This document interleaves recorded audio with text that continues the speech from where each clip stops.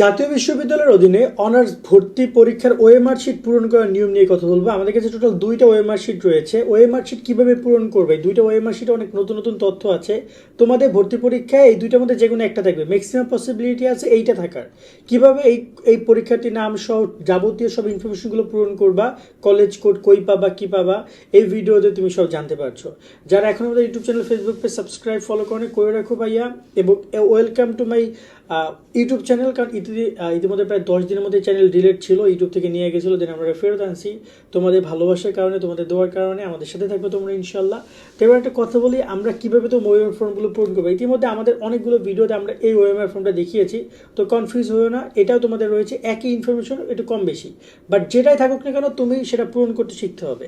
এবং ভুল করলে কিন্তু খাতা বাতিল, ডিরেক্ট খাতা বাতিল করার নির্দেশনা আছে। তো চলো আমরা তোমাদেরকে দেখিয়ে দিই কীভাবে কী পূরণ করবা, কীভাবে কী করতে হবে।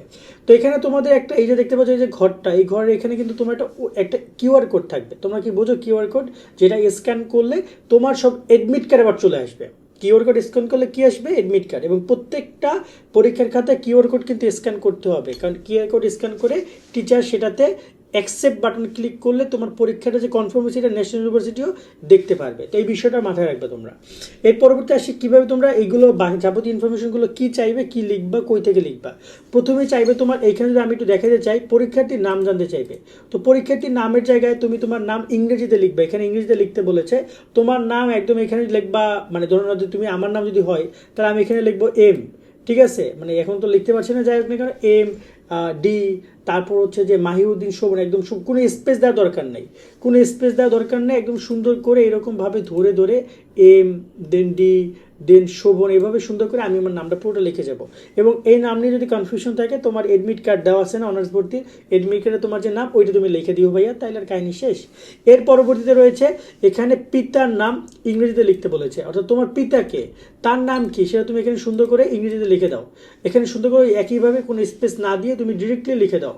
এবং এবং এবং বড় হাতের লিখতে হবে, কিন্তু বলে দিয়েছে যে ক্যাপিটাল লেটার লিখতে হবে।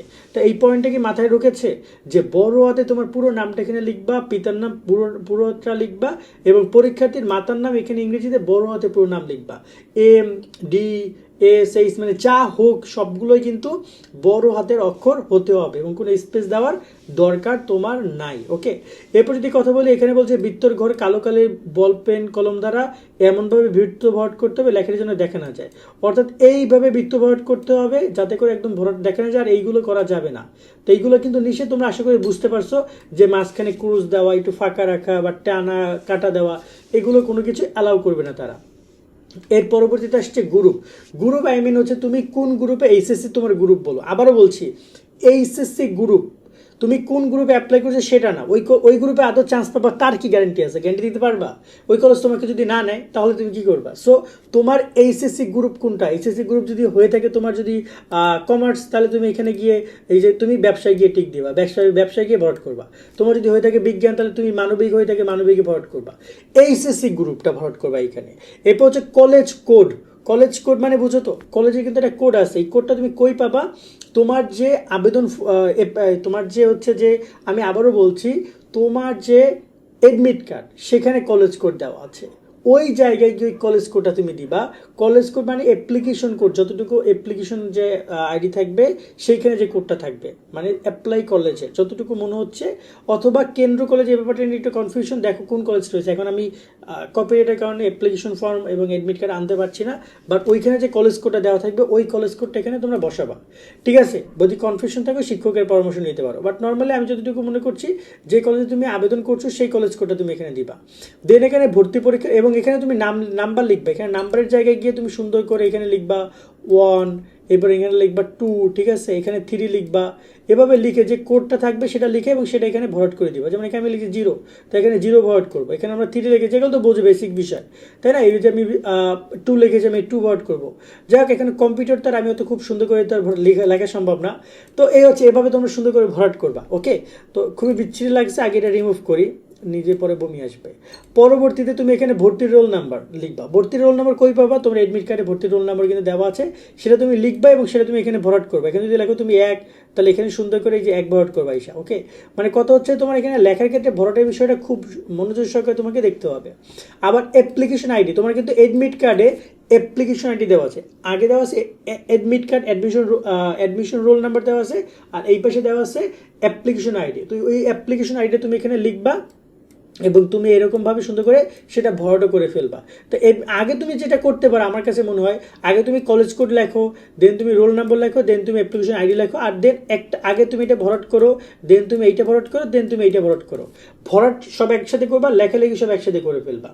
এর পরবর্তীতে আসো এইখানে প্রশ্নের সেট নিয়ে, তুমি কোন বিভাগে পরীক্ষা দিয়েছো এইচএসসিতে, সেটা তুমি এখানে তো অবশ্যই তোমার মানবিকের সেট, বিজ্ঞানের সেট, ব্যবসার সেট, তো তুমি সেটা তো পেয়েছো।